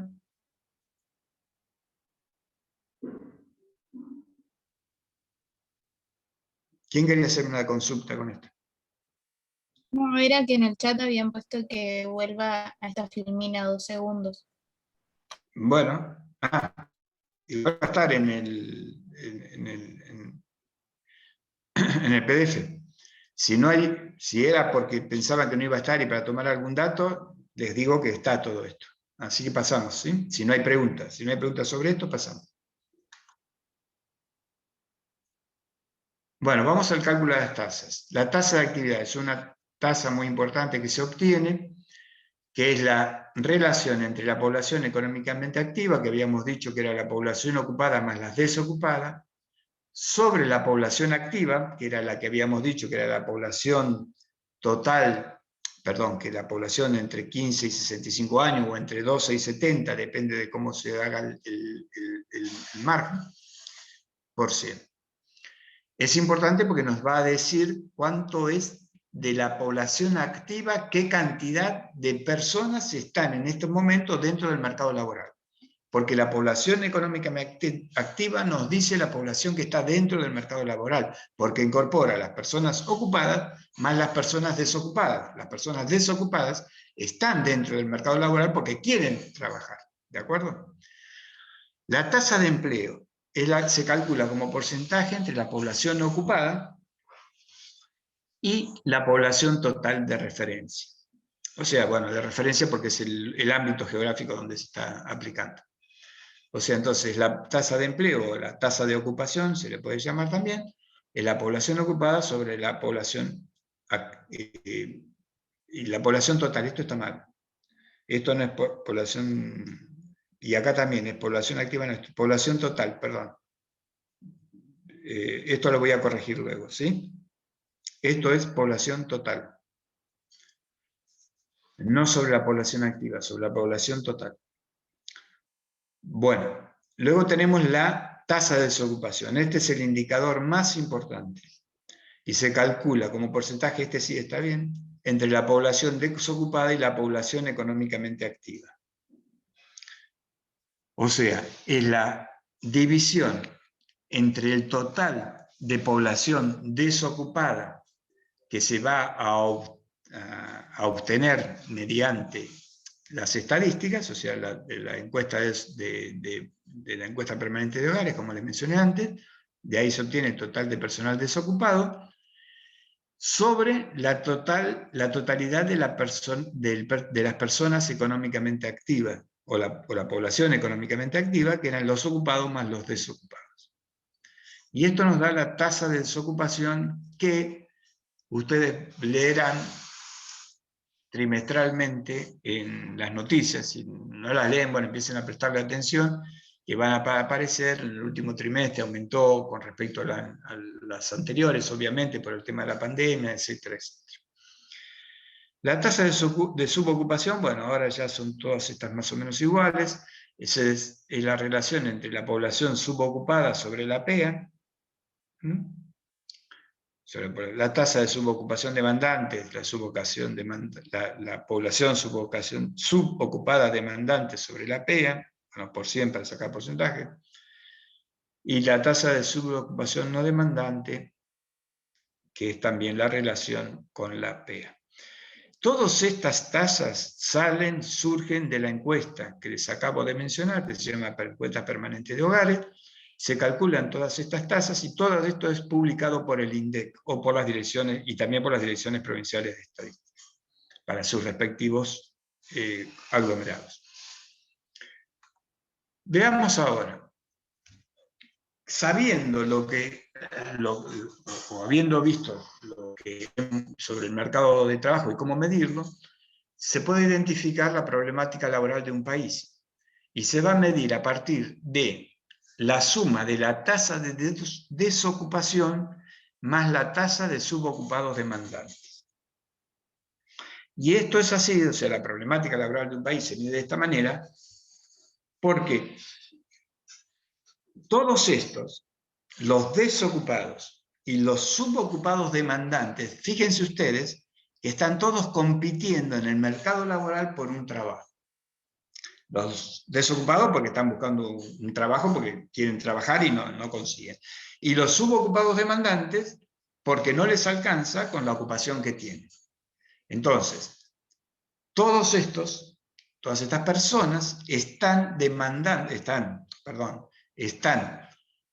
presionando en el mercado laboral para conseguir un trabajo, y por lo tanto esa es la problemática sobre el mercado de trabajo en relación al problema del empleo. Bueno, acá como Profe, decíamos todos, sí. esa sería más o menos, digamos, la suma de la oferta del empleo, ¿puede ser? Sería como, perdón, no escuché. ¿La suma de qué? De la oferta del trabajo, puede ser, o sea, de la gente que está dispuesta a trabajar. No, la oferta de trabajo es todos los que están ocupados y los que están desocupados. Sería la PEA, básicamente. ¿De acuerdo? Estos son tasas. Entonces, cuando yo digo la problemática que existe es cuando sumamos la tasa. Por ejemplo, de desocupación hubo 12% de desocupación, quiere decir que hay un 12% de la población económicamente activa que no está trabajando. A eso le sumamos, por ejemplo, creo que había un 7 o un 8% de subocupados demandantes. Casi el 20% de la población económicamente activa en este momento tienen problemas de trabajo. ¿Se entiende lo que digo? Y eso es un problema. Sí, profe. Bueno, hemos terminado con el tema del mercado, con el desempleo, y hemos terminado la inflación y hemos terminado con todo el tema de la economía descriptiva. Por lo tanto, ahora ya esto cerramos y ya nos queda entrar rápidamente. Voy a hacer una introducción, porque nos queda media hora solamente. Entonces voy a hacer una introducción respecto a al nuevo tema. El nuevo tema que vamos a encarar ahora ya sale de lo que considerábamos, lo que hablábamos de economía descriptiva y entra en el ámbito de lo que llamamos teoría económica. Ustedes recordarán que cuando hablábamos de macroeconomía dijimos que el ámbito de estudio era la economía descriptiva, la teoría económica y la política económica. Y que todo se relacionaba, estaba todo relacionado entre sí. Bueno, vamos a ver cómo va a estar todo relacionado entre sí. Entonces ya dejamos la teoría descriptiva, que era lo que describía los aspectos principales de la macroeconomía y de la economía de un país, y cuáles eran sus problemas y cómo los medimos, etcétera, etcétera, y ahora entramos en teoría. Y en la teoría lo que vamos a empezar es precisamente el aspecto fundamental o central de la macroeconomía moderna, que es el problema del equilibrio. Y vamos a trabajar, desde el punto de vista de la teoría, precisamente en esto. Pero vamos a ver que todo esto que nosotros vimos de la economía descriptiva, sobre todo en lo de cuentas nacionales, se traduce básicamente como el aspecto, o lo que vimos, es el aspecto concreto de lo que vamos a ver ahora en la teoría. Bueno, y para eso, bueno, vamos a compartir nuevamente, esperen un poquito, y vamos a comenzar con, perdón.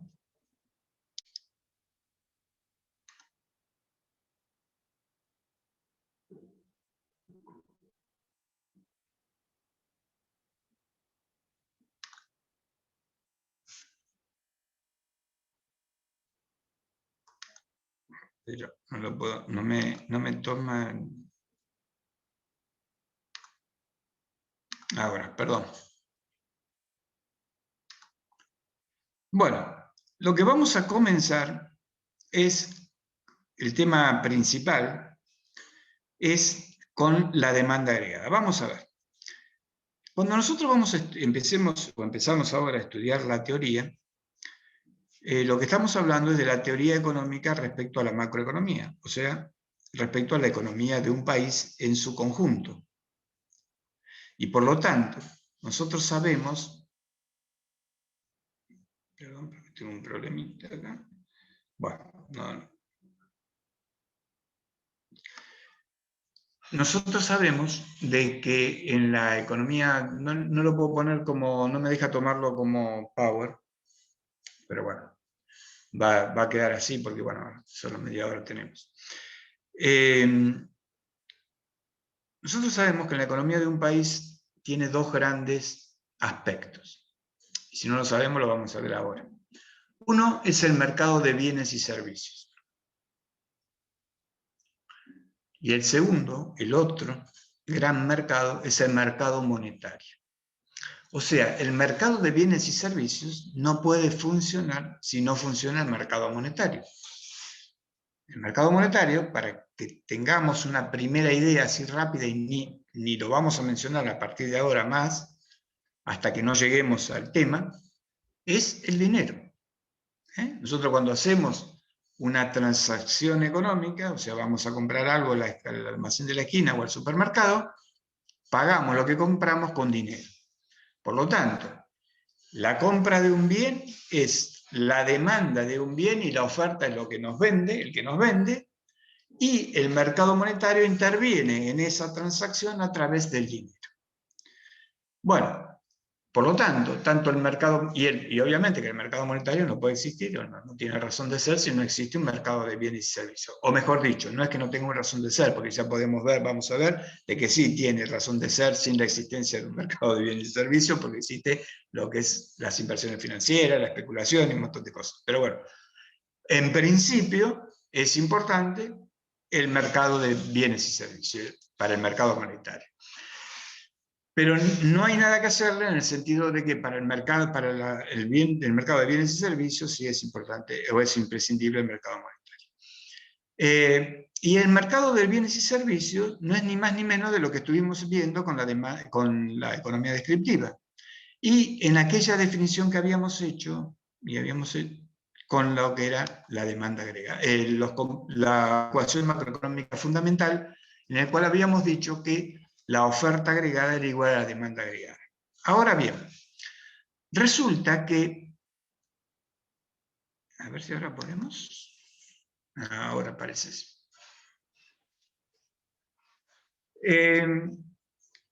Resulta que ¿qué es este análisis teórico de la macroeconomía? Bueno, sabemos que la macroeconomía nació con Keynes, o sea que básicamente deriva de la teoría keynesiana. Y por lo tanto, lo que tenemos que pensar es que la escuela clásica miraba la economía desde el punto de vista de la oferta. Desde el punto de vista de la oferta. Mientras que Keynes, y por lo tanto la escuela keynesiana, mira la economía desde el punto de vista de la demanda. El nacimiento de la macroeconomía se produce porque precisamente lo que hace Keynes es cambiar la visión de la economía en cuanto a desde qué punto se mira, y en vez de mirarlo desde la oferta, lo comienza a mirar desde la demanda. Esto no significa que la teoría clásica en la actualidad, los neoclásicos, no acepten la macroeconomía. Obviamente que sí, se adaptaron, se amoldaron y acomodaron sus pensamientos y sus teorías a la macroeconomía moderna. Y por eso, por cada problema o política económica o teoría keynesiana, hay también una teoría clásica o neoclásica. Pero bueno, veamos ahora cuáles son los componentes de la demanda agregada, que es desde el punto de vista de donde vamos a ver este equilibrio. Ahora, si ustedes se fijan, los componentes de la demanda agregada no son más ni menos, como ya sabemos, el gasto agregado de la economía. Y el gasto agregado es su gasto final, que es lo que ya conocemos de las cuentas nacionales. Y el gasto final es el consumo de las familias, como sabemos, la inversión privada, vamos a identificarla ahora como inversión privada, de las empresas, los gastos del gobierno o la actividad del gobierno o del sector público en la economía, como hemos estudiado en el análisis institucional, y las exportaciones netas. Y las exportaciones netas, como pronto sabremos, no son más ni menos que, como ya sabemos, no es ni más ni menos que las exportaciones menos las importaciones. Bueno, a partir de esta expresión que acá vemos, obviamente, que ya conocemos, que demanda agregada es igual a consumo, más inversión, más gastos de gobierno, más exportaciones netas. Yo les podría preguntar ahora, esta demanda agregada, esta expresión, ¿a qué es igual? Y ustedes me tendrían que responder, es igual al Producto Bruto Interno, porque no es ni más ni menos que igual a la oferta. Bueno, acá abajo lo puse. Por lo tanto, esta expresión demanda agregada igual a desagregada de esta manera es igual a la oferta agregada, por lo tanto estamos hablando de la ecuación macroeconómica fundamental, que es igual la oferta agregada al Producto Bruto Interno. Entonces, a partir de esta expresión se determina una de las preocupaciones teóricas más importantes de la macroeconomía, y es el equilibrio macroeconómico. Y este equilibrio no es más que aquella situación de equilibrio donde la oferta agregada es igual a la demanda agregada, que ya lo sabemos, que es la oferta agregada, como vemos acá, igual a la demanda agregada, que es la ecuación macroeconómica fundamental que estuvimos viendo ya en cuentas nacionales. Tenemos que hacer, no sé si lo puse más adelante, pero quiero hacer una salvedad acá. Por ahí ya lo puse, no me acuerdo si está escrito.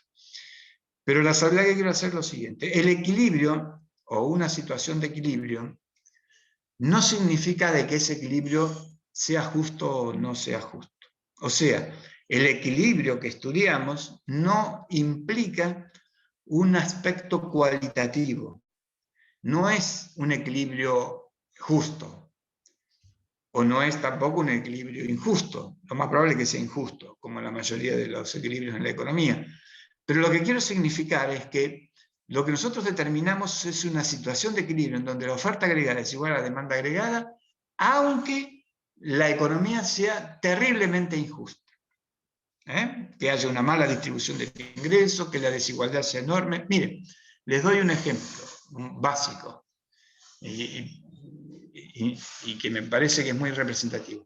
La Edad Media, ustedes habrán estudiado en la escuela secundaria lo que era la Edad Media. Bueno, la Edad Media fue una de las edades más oscuras en la historia de la humanidad, en el sentido de que, desde el punto de vista social, ¿no es cierto?, inclusive desde el punto de vista económico, las desigualdades que existían eran terribles. Por lo tanto, no podemos decir, ni por asomo, que durante la época de la Edad Media la gente vivía de manera justa. Por ahí para los nobles, etcétera, etcétera, o los señores feudales, sería muy justo la situación, pero para la mayoría del pueblo era totalmente injusto. Bueno, y sin embargo, desde el punto de vista de la teoría económica y los estudios que se realizaron, la Edad Media fue un periodo donde desde el punto de vista económico la economía estuvo en equilibrio. Durante todo el transcurso de la edad, o la mayor cantidad de tiempo de la Edad Media, la oferta agregada que había en ese momento era igual a la demanda agregada. O sea, la economía estaba en equilibrio, pero era un equilibrio totalmente injusto. Bueno, en la actualidad pasa lo mismo. Tenemos un equilibrio, y eso es lo que nosotros vamos a encontrar, y vamos a hallar ese equilibrio, vamos a ver cómo se determina, pero ese equilibrio no es que sea justo, es un equilibrio que implica que hay, inclusive dentro de este equilibrio, inflación, hay desempleo, hay pobreza, hay desigualdad, ¿no? Hay extrema pobreza como es la indigencia. Bueno, todo eso es... pero desde el punto de vista de lo que la teoría nosotros vamos a encontrar o buscar es el equilibrio. Bueno, vamos a partir de... o a partir de la demanda agregada, vamos a llegar a condiciones de equilibrio de la macroeconomía. Vamos a encontrar dos condiciones de equilibrio en la economía. Estas dos condiciones de equilibrio no significan de que, o sea, vamos a ver una primero y una segunda, no significa que una sea más importante que la otra, ni nada por el estilo, porque las dos se tienen que dar simultáneamente. No puede darse que una situación de equilibrio o condición de equilibrio se dé y que la otra no.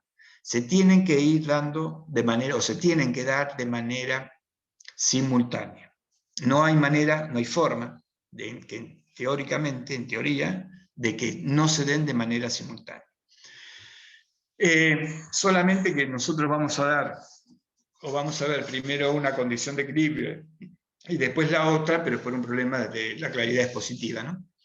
Bueno, vamos a ver cómo es posible determinar las condiciones de equilibrio sin tomar en consideración toda la expresión de la ecuación de demanda agregada, o sea, desde el consumo de la familia, pasando por la inversión de las empresas, los gastos del gobierno y las exportaciones menos las importaciones, que es el sector externo, vamos a ver cómo podemos llegar a una condición de equilibrio, o a determinar las condiciones de equilibrio, a determinar las condiciones de equilibrio, solamente con el consumo de las familias y la inversión de las empresas.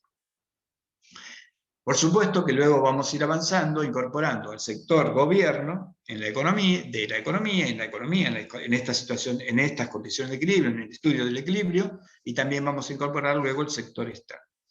Pero, si ustedes van a la bibliografía, van a ver que van a encontrar un capítulo que se llama El equilibrio en una economía cerrada sin sector gobierno, que es lo que vamos a hacer ahora, porque nosotros podemos alcanzar y ver los equilibrios sin incorporar al sector gobierno y sin incorporar al sector externo.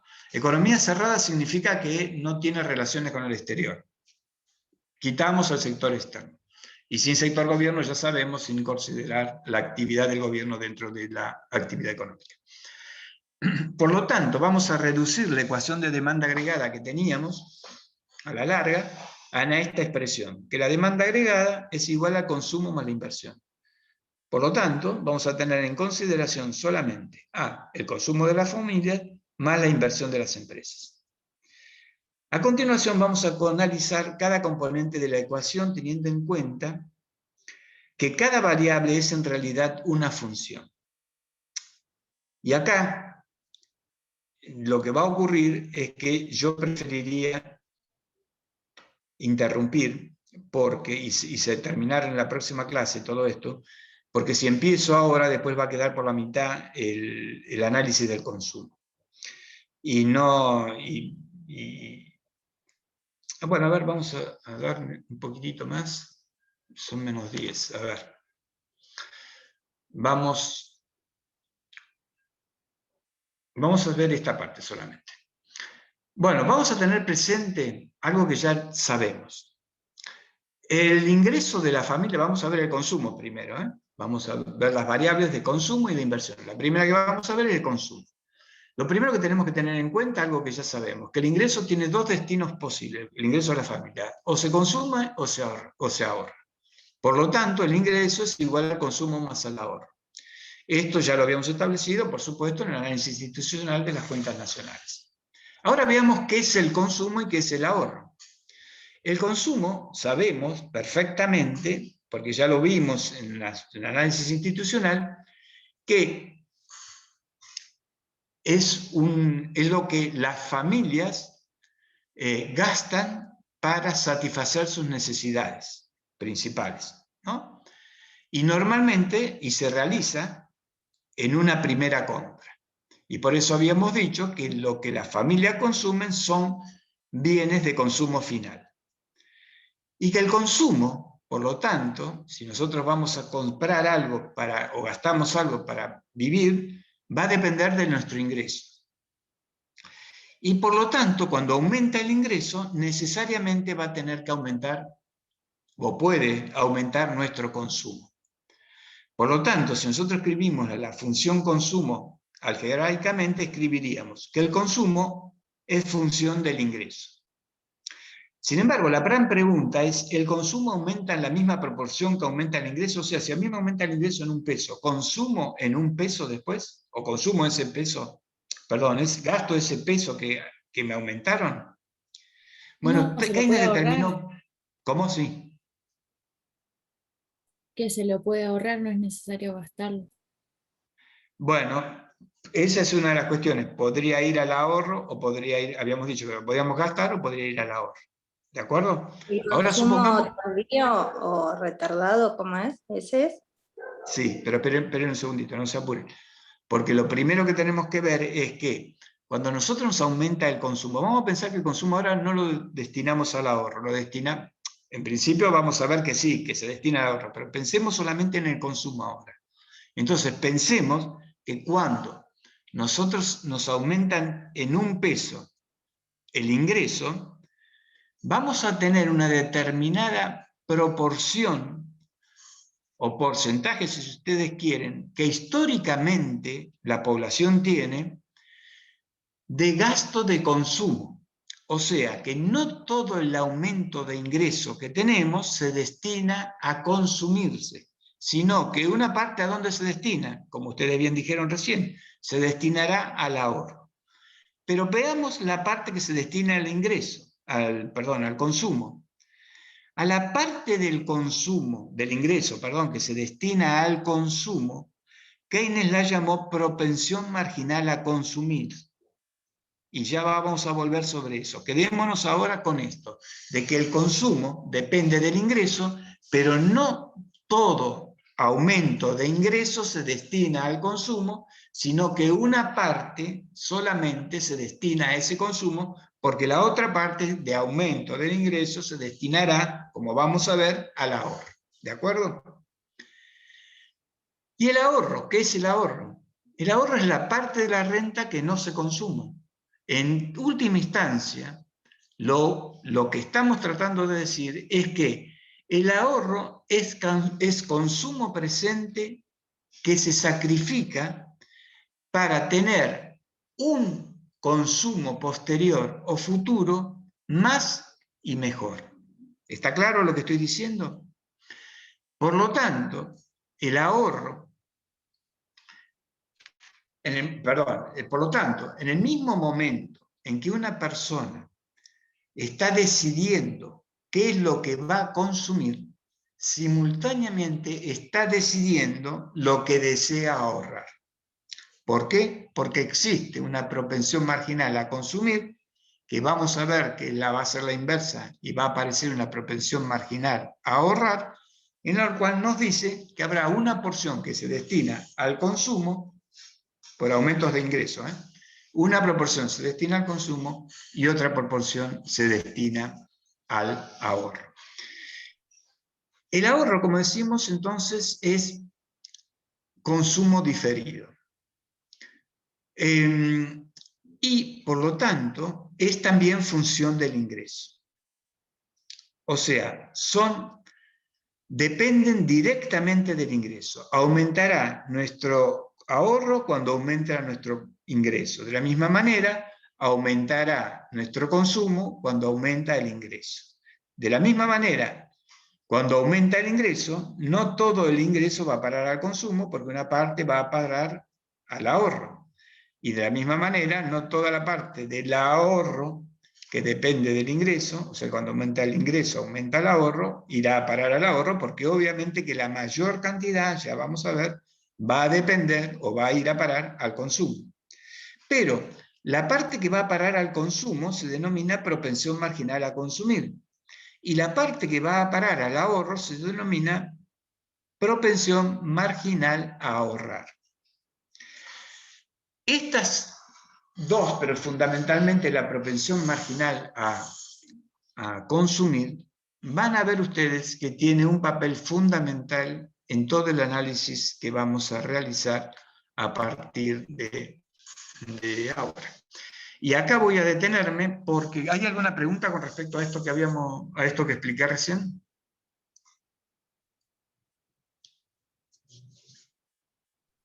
Profe, yo tenía una duda. En el caso, por ejemplo, de que yo consuma para hacer una inversión, ¿no cuenta como ahorro, no? Porque, por ejemplo, Vamos. Sí, a ver. por ahí ponele, yo quiero, con el tema del dólar, no quiero Sí. gastar, tener la plata que tengo porque se me devalúa, entonces compro dólares para poder poder invertir. ¿Eso es una Bueno. forma de ahorro o no? Sí, vamos a aclarar algo que es muy importante y que ya está bueno la pregunta porque así podemos aclarar algo. Primero, las familias lo que pueden hacer son inversiones financieras, que todavía no vemos y que vamos a ver en el futuro. Las familias no hacen inversiones físicas, o sea, las familias no invierten, las familias ahorran.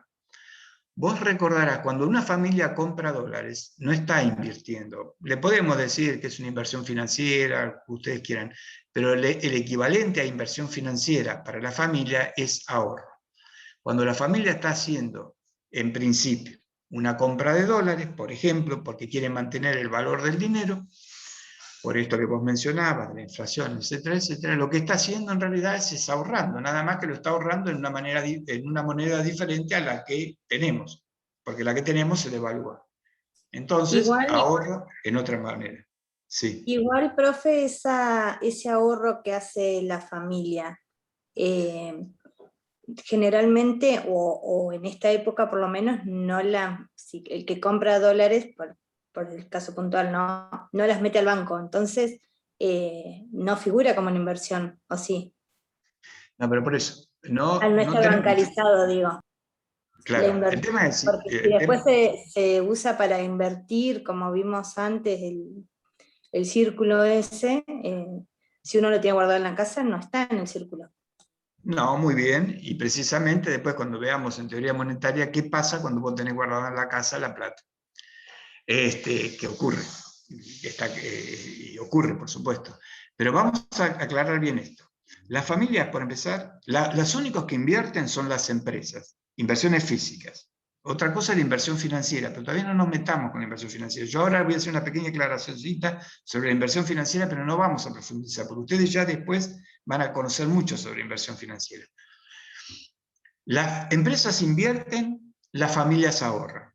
En la ecuación macroeconómica fundamental, en el flujo circular del ingreso macroeconómico que hemos visto, y en las cuentas nacionales, en el análisis institucional, vimos que el ahorro de todos los agentes económicos determinan la inversión o permiten la inversión de las empresas. Estamos de acuerdo en eso. Por lo tanto, cuando una familia ahorra, puede ahorrar haciendo inversiones financieras, que es diferente a decir que invierte. ¿Se entiende lo que estoy diciendo? Una familia ahorra haciendo inversiones financieras. Ahora bien, yo tengo una parte de mi ingreso que la consumo y otra parte de mi ingreso que la ahorro. Ese ahorro puede ser de muchísimas formas. La puedo poner bajo el colchón, como decían recién, y guardarlo. Puedo comprar dólares y guardarlo también en mi casa. Puedo comprar acciones. Puedo comprar bonos. Puedo ponerlo en plazo fijo. Puedo poner en un fondo común de inversión. Puedo poner un montón de cosas. Todas esas son inversiones financieras. Pero no deja de ser una actividad que realizo de mi ahorro. O sea, con mi ahorro, con el ahorro de las familias, se realizan inversiones financieras, como también lo hacen las empresas. ¿Se entiende lo que quiero decir? Así que el hecho de que una familia destine una parte al consumo y otra parte al ahorro, ¿qué es lo que hace con ese ahorro? Bueno, es otro problema ya. Como decía, puede invertirlo financieramente o lo puede guardar en su casa. No ¿Y importa. si se comprase un terreno, la familia, o una casa, igual es un ahorro? Sí, sí, sí. Sí, termina siendo un ahorro, por supuesto. Sí, sí. Cuando la familia compra o construye una casa, formará parte de la inversión del país, por supuesto, pero desde el punto de vista, y ya lo vamos a ver en la próxima clase, eso, cómo termina siendo un ahorro, porque vamos a ver qué es lo que puede ocurrir. Por ejemplo, con ese ejemplo de tener comprarte una casa. ¿De acuerdo? Pero no deja de ser un ahorro para las familias. ¿Sí? ¿Alguna otra duda? En la próxima clase eso se les va a aclarar muchísimo.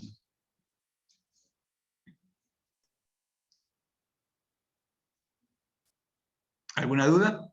Creo que quedó todo claro. Quedó todo claro. Simplemente para cerrar, con respecto a eso.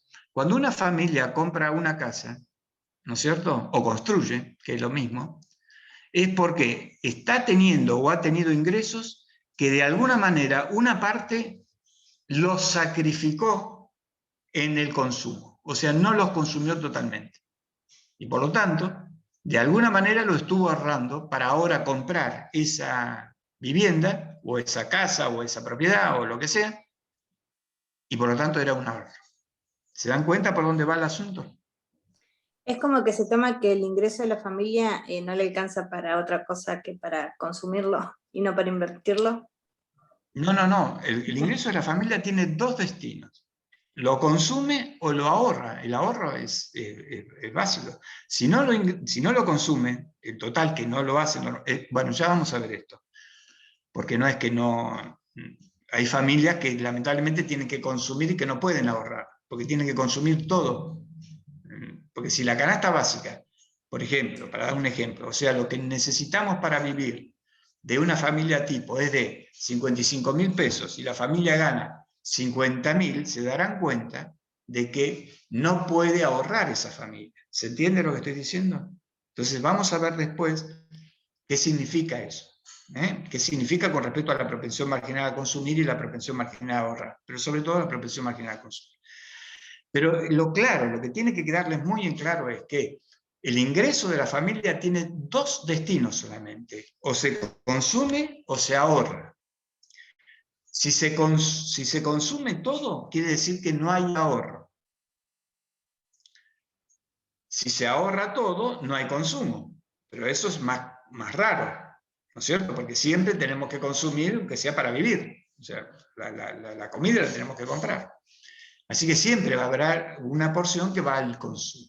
Y eso es lo importante, porque esa porción que va al consumo es lo que se llama propensión marginal a consumir. Y vamos a ver qué papel tan importante tiene en macroeconomía y, por supuesto, en el tema este del equilibrio. ¿Sí?